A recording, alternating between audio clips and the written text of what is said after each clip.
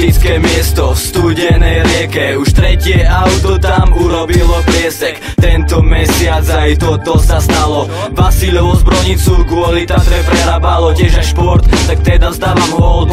Svitko zvíťazil aj s motorkou motorov. Nebol vítaný chlebom solou, možno tak šipkou piesošnou. Tatry si zás vyžiadali oveď. Zomrel zas ďalší mladý človek, na druhej strane zás mladý človek. Že ten čas ale letí, na Orave sa v Lani narodilo 1620 detí. Otázka, koľko ich tu ostane a koľko preč bývať odletí. A možno preto, lebo nevnímajú, aké krásy Slovenska sa tu skrývajú. Ten kolorit hornej Oravy človeku sa zdá, ako by tu tá krása bola od pradávna. Tak počúvaj, čo nové má Orava, hovoria, že volenie je cesta. Štrajk nikde zmení, žiadne tieto miesta. Plno ľudí naspäť do práce pramení. To je tá Orava, Orava sme my. Pravda pravdou ostáva za jeden tým. Za jeden tým.